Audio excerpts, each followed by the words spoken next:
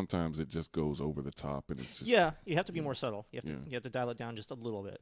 Yeah, a few episodes ago, we created a character who's a burn victim, but he's really upbeat about it. His name's Graffy.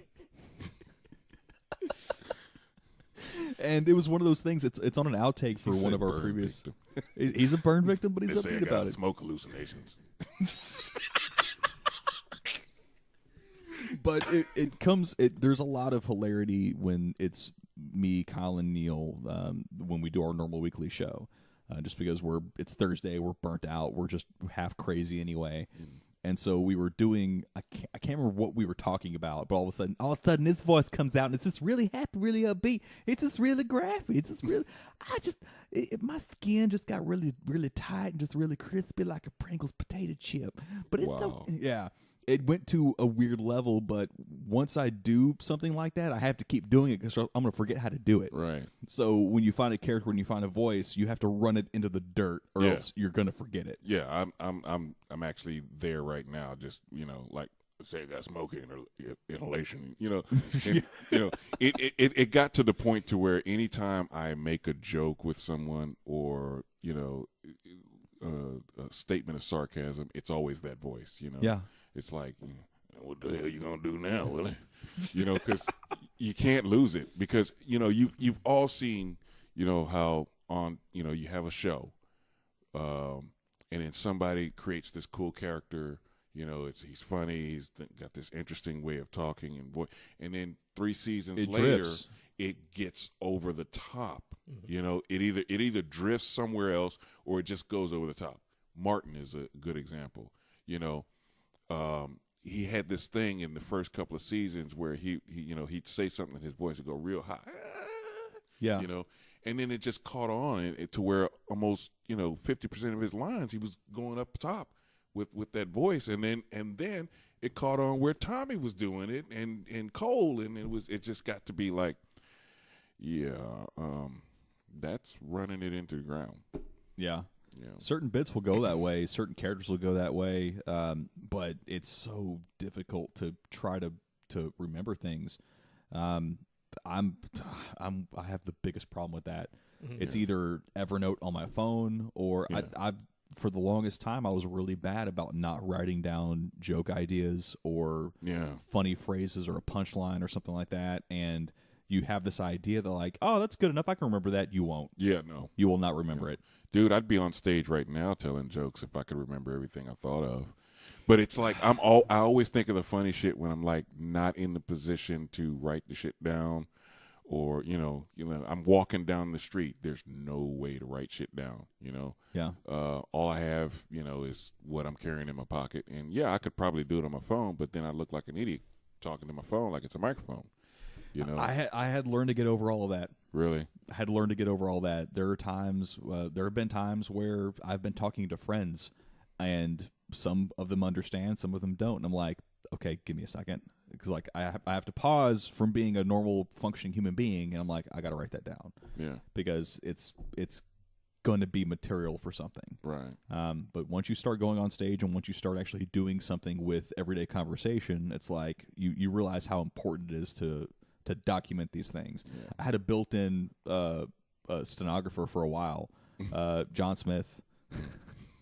John Smith, when we worked together at the second company we worked together at, it just at random he would just pipe in and he would just say something. Yeah. And I would crack up laughing. I'm like, dude, that's hilarious, man. He's like, yeah, you said that 3 months ago. I'm like, what? And he would bring up, he had this notepad document that was just random goofy things that were said in the office. Yeah. And so he would just keep the minutes sometimes when it was really funny. Yeah. And after about 8 or 9 months to a year of doing this, we finally just got to the point where we're like, list it, put it on the list. Right. When someone would say something. So it was either myself or Cody or somebody in the office would say something just completely batshit off the wall. Yeah. I got to go back to that list because there's some gold in there that I need to dig up again. See, and see, I probably will never actually truly hit the stage because I really don't tell jokes very well. I know. Neither do I. I know it's a craft. But you just do it. But see, like when I tell jokes, people look at me. They either look at me one or two ways. They look at me like I'm fucking crazy. Like, what the fuck did you just say? or they look at me like they want to fight me. I can guarantee you will not be the worst act that I've seen. Really? You're so far from the worst act. Having never seen you perform on stage, I can guarantee you are miles away from being the worst act I've ever seen on stage. There was a guy that tried to insert himself into the ceiling at one mic. Because He what? He was I wished I could remember what he was saying because it was what he was doing. And Nick Hembry and I would go to do all these open mics together, and we were just sitting off in the back of the place going, what the fuck is happening right now? It was our first time at one of these spots downtown. Yeah. And we were just watching what was unfolding, and by the time the third or fourth guy went up on stage, we're like, we don't know what this is. But it doesn't resemble stand-up as we're used to it. Right. And no one was reacting.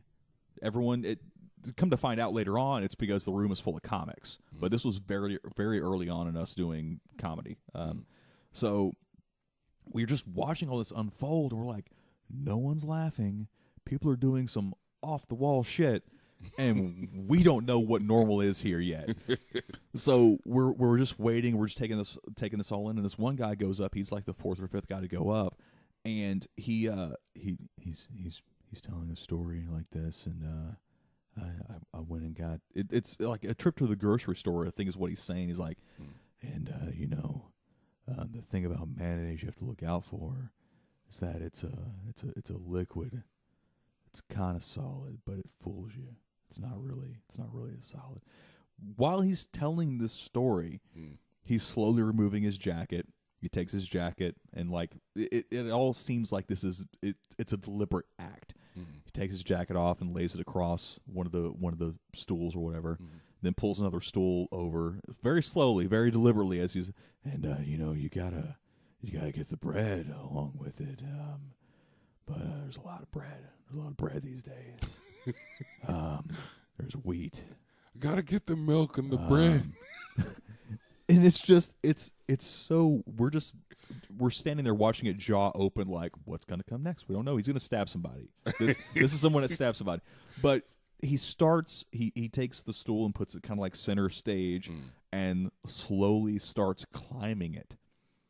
And like you can climb a stool pretty damn fast. There's 2 rungs and a top. There's not a whole lot to get to the top. Right. He stretches this out because like every performer had like 7 minutes. Right. So he starts climbing this thing like 2 minutes in. It takes him to like minute 5. We're just like, just get up there, just go. And he's perched on the top of this thing. It's like, and then papayas in season, and he's perched on the top of this thing. All 4 limbs or all 4 contact points on this thing, and he slowly starts to rise. I'm like, he's gonna bust his ass. It's gonna be fantastic. And I'm tapping Nick on the shoulder, like, just hold on, buddy. Like, salvation's a coming. He's gonna bust his ass for sure. Because I think he's high. He's hopped up on the goofballs or something. I don't know what's happening. So he slowly extends and starts to stand up straight on top of the stool. And about halfway through getting there, I mean, it's a low ceiling, so he stops as his head hits the ceiling, and he just goes, and you go to the next aisle over, and there's stewed tomatoes in a can. It's very convenient. And he removes a ceiling tile, and just stands up from his shoulders up. He's in the ceiling, and just does the rest of his time in the ceiling. Wow. And just continues to talk like this, and I went to the checkout, and I had exact change. I was pretty fortunate. Thank y'all. Have a good night. And then doesn't put the ceiling tile back, just dismounts the stool and just walks off. And everyone's like, what the fuck performance art did we just watch? I am confused.